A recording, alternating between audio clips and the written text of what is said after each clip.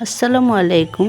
আপনারা কেমন আছেন? আলহামদুলিল্লাহ আমি ভালো আছি। বাসার সামনে খালি জায়গা ফেলে না রেখে ছোট ছোট বেড বানিয়ে বিভিন্ন রকমের সবজি চাষ করলে সেখানে স্বাস্থ্যসম্মত অনেক শাকসবজি পাওয়া যাবে।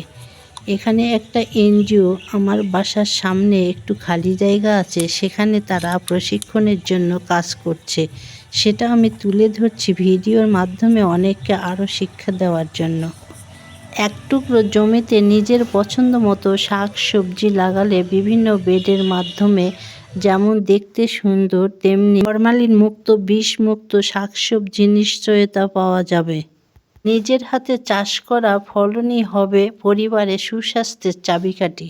তার সঙ্গে সবুজ শ্যামল দৃশ্য মনকে করবে প্রশান্তি। যেই জমিতে আগাছা বেশি গজায় সেখানে চাষ করার সময় পলিথিন বিছিয়ে ফুটা ফুটা করে সেখানে গাছ দিতে হবে, তাহলে পলিথিনের ভিতরে থাকবে আগাছা, সেগুলো আর বের হবে না, গাছের কোনো ক্ষতিও করতে পারবে না। এই ভিডিওতে দেখবেন অনেক খালি বোতল, পানি কিংবা কোকের বোতলে রং করা হচ্ছে।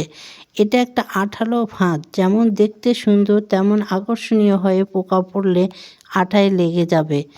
এই ফাঁদের মাধ্যমে শাকসবজি চাষ করলে আপনাকে আর বিষ স্প্রে করা লাগবে না। এরকম সুন্দর করে ছোট ছোট বেড করলে যেমন আকর্ষণীয় হবে, তেমনি নতুন নতুন সবজি প্রতিদিন বেড়ে উঠবে, মনটা সত্যি আনন্দে ভরে যাবে।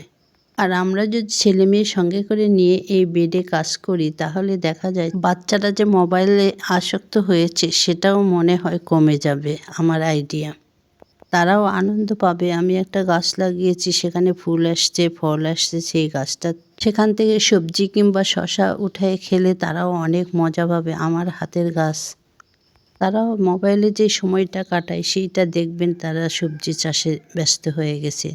তারা শিখতেও পারছে এবং মোবাইল থেকেও দূরে থাকছে।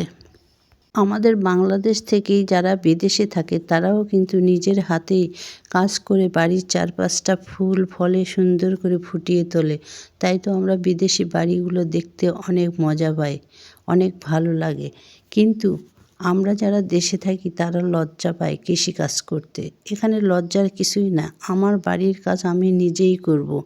এখানে লজ্জার কি, বরং আমার সময় কাটছে, আমার ছেলে মেয়েদের নিয়ে গাছে কাজ করছি, তারা মোবাইল থেকে দূরে থাকছে। আসুন আমরা আমাদের বাড়ির চারপাশটা নিজেরা পরিষ্কার করি, ফুল ফলে ভরিয়ে দিই। বিদেশির চাইতে আমাদের দেশের মাটি অনেক ভালো, আমরা অল্প পরিশ্রমে ওদের চাইতে অনেক ভালো করতে পারবো ইনশাল্লাহ। বিদায়ের মুহূর্তে শুধু একটি আশায় রেখে যাচ্ছি, যে হাতে মাটির গন্ধ আছে সে হাত যেন সব সময় সবুজের ছোঁয়া ধরে রাখে। আমরা যেন সবাই বিষমুক্ত জীবনের পথে হাঁটি আর প্রকৃতির এই উপহারকে ভালোবেসে রক্ষা করি। সবুজের প্রশান্তি যেন আমাদের সবার হৃদয়ে চিরদিন বেঁচে থাকে। আর আমাদের বাড়ির চারপাশটা ভালোবাসা ও পরিশ্রম ও নিঃস্বার্থ যত্নের প্রতিচ্ছবি হয়ে থাক। আজ এই সবজি বাগানে দাঁড়িয়ে মনে হচ্ছে প্রকৃতির কোলে ফিরে যাওয়া কতটা শান্তি। আমি এই ভিডিওটা বানিয়েছি অনেক ঘুমন্ত কর্মী যেন জেগে তার বাড়ির চারপাশটা সুন্দর করে গুছিয়ে নেয়। আপনারা শেয়ার করবেন, আপনাদের শেয়ারের মাধ্যমে আরও বিভিন্ন এলাকায় ঘুমন্ত কর্মীরা জেগে উঠুক, এটাই আমার চাওয়া। সবাই ভালো থাকবেন, স্বাস্থ্যসম্মত খাবার খাবেন, সুস্থ থাকবেন। আল্লাহ হাফেজ।